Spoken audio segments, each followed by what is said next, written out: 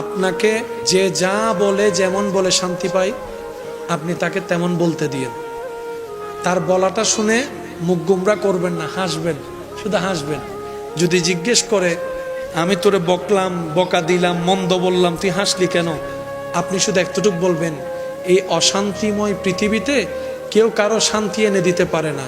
তা আমি ভাবলাম আমাকে 2টা বকা দিলে যদি তোমার মন শান্তি হয়, আমার নামে 2টা বদনাম করলে যদি তুমি শান্তি পাও, যাক আমি না হয় কষ্টই পেলাম, আমার আল্লাহর একজন বান্দাকে তো শান্তির ব্যবস্থা করে দিয়েছি, আল্লাহর একজন বান্দাকে শান্তির ব্যবস্থা করে দিয়েছি, তুমি শান্তি পাচ্ছ, এটা দেখেই আমার শান্তি লাগতেছে।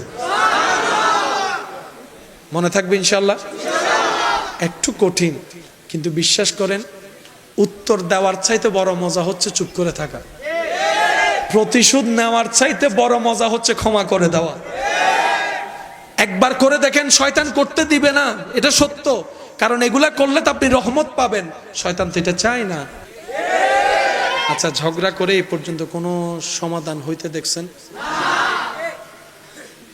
আমি দেখি নাই, আপনারা দেখলে বলেন। মারামারি হয়ে কোনো সমাধান? কিন্তু নীরবতার মধ্যে যে উত্তর লুকাই আছে, চাইতো বড় নীরবতা। কেন জানেন? বান্দা যখন উত্তর দেয়, আল্লাহ তখন সেটা উত্তর দেয় না। আর বান্দা যখন রবের হুকুমের অপেক্ষা করে ধৈর্য ধরে চুপ করে থাকে, আল্লাহ সময় মতো ফেরেশতা দিয়ে উত্তর দিয়ে দেয়। আপনার পক্ষে যদি ফেরেশতা কথা বলার সুযোগ থাকে, নিবেন না কেন? যান না, শুয়ে বাঁচবেন আর কয়দিন? মানুষ বাঁচে কয়দিন? মানুষ বাঁচে কয়দিন? থাকুক না সে ভালো জায়গা নিয়ে, ভালো থাকলে থাকুক। সে আপনার 10 ইঞ্চি নিয়েছে, তার আল্লাহ আপনাকে ধৈর্যের কারণে জান্নাতে একটা মহল দান করে দিবে। সেদিন তার সামনে বুক ফুলায় যায় যায় বলবেন, ইয়া কেন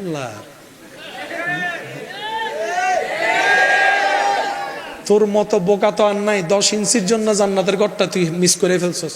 সেজন্য কিছু মানুষ নগদে বিশ্বাস করে, নগদ লাগবে।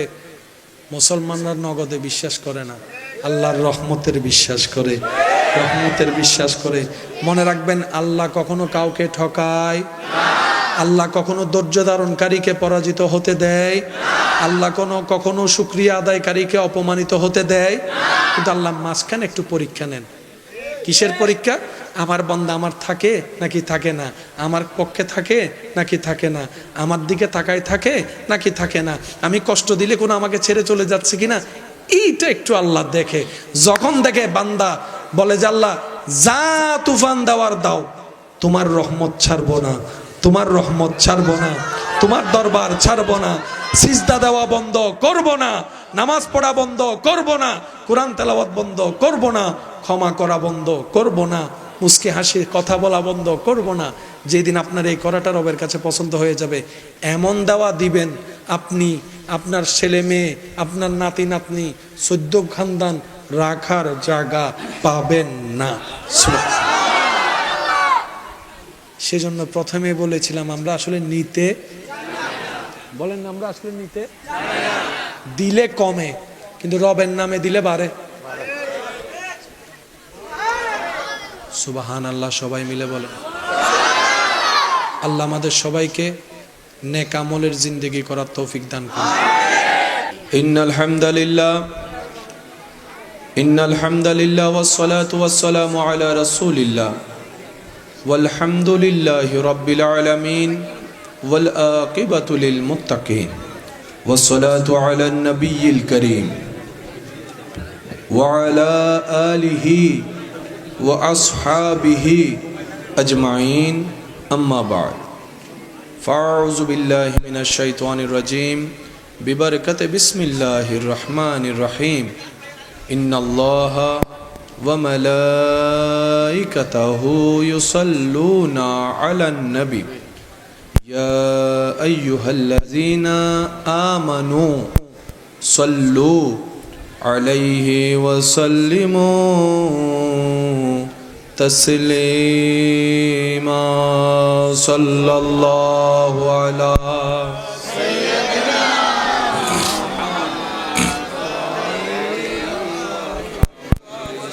আল্লাহুম্মা সাল্লি আলা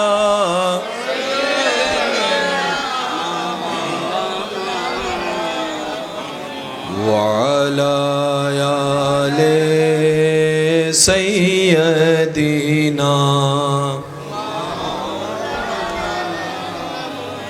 जय ज्योति मोर तनो जानो एते नहीं मोर भावना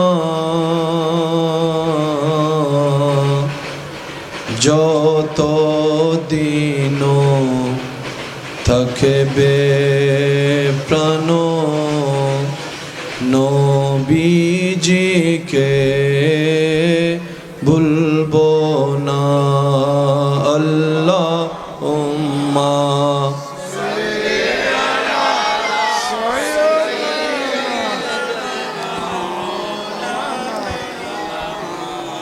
وعلى آل سيدنا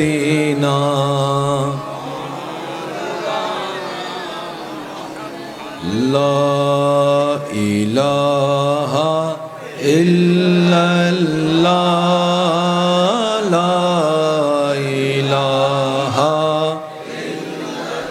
لا पढ़िए لا إله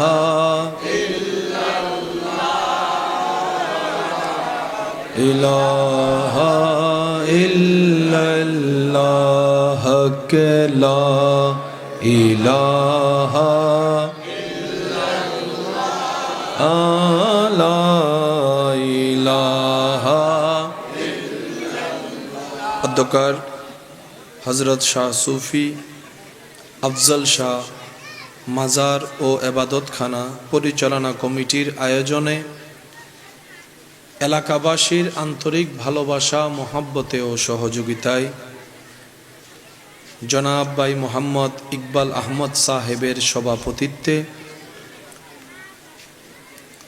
জনাব মোহাম্মদ জসিমউদ্দিন সওদাগরের পরিচালনায় মাহফিলের মান্যবর প্রধান আলোচক রৌনকে মিল্লাত রৌনকে আহলে সুন্নাত হযরতুল আলহাজ আল্লামা মুফতি মোহাম্মদ শিহাবউদ্দিন সাহেব মাদ্দাজিল্লুহুল আলী, বিশেষ করে আজকের মাহফিলের সম্মানিত প্রধান আকর্ষণ রৌনকে আহলে সুন্নাত রৌনকে মিল্লাত মুনাজির আহলে সুন্নাত হযরতুল আল্লাম জনাব মৌলানা মুহাম্মদ অলিউল্লাহ সাহেব মাদ্দাজিল্লুহুল আলী সহ আমন্ত্রিত মেহমানবৃন্দ, আমন্ত্রিত উলামায়ে কেরাম, বিশেষ করে এলাকার মান্যবর ব্যক্তিবর্গ, মুরব্বিয়ানে আজাম, উপস্থিত স্কুল কলেজ ভার্সিটি মাদ্রাসার প্রাণপ্রিয় ছাত্র ভাইয়েরা, আমার সম্মানিত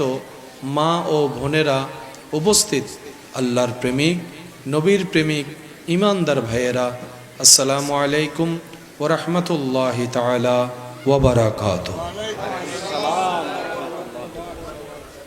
রবের রহমতের দরবার থেকে রহমত ভিক্ষা পাওয়ার আশায় নিজের গুনাহ খাতা মাফ করার নিয়তে রবের সন্তুষ্টি হাসিলের লক্ষ্যে মহাব্বতের আওয়াজে আপন আপন জায়গা থেকে সবাই একবার বলি আলহামদুলিল্লাহ। বেশটা কমাই দেন, বেশ কমাই। আল্লাহ তাআলা আমাদের সবার জীবনের অতীতের কবিরা সগীরা গুনাহ মেহেরবানি করে আল্লাহ যেন মাফ করে দেন, আর একটু বড় করে আল্লাহ মেহেরবানি করে আমাদের সবার মা বাবার গুনাহ মাফ করে দিন।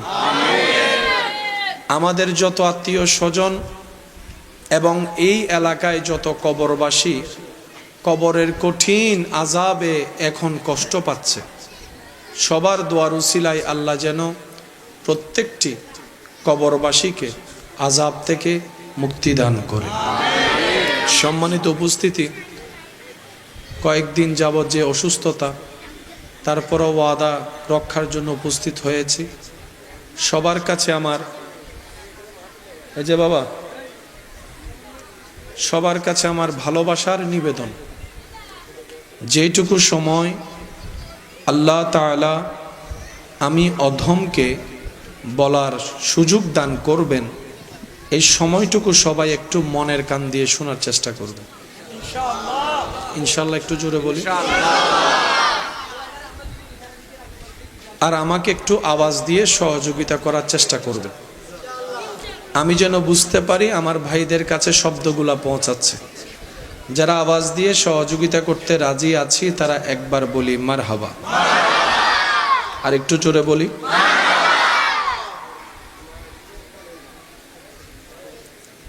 প্রত্যেকটা জিনিস প্রথম দিকে কঠিন মনে হয়, কিন্তু বান্দা যখন লেগে থাকে কঠিনটাও সহজ করে দেন রব্বুল আলামিন। সুবহান। বাবা কথা বলেন, একটু নীরব, একদম নীরব। মাশাআল্লাহ। কঠিনকে সহজ বানিয়ে দেন কে? মায়ের পেট থেকে কেউ ডাক্তারি শিখে আসেনি।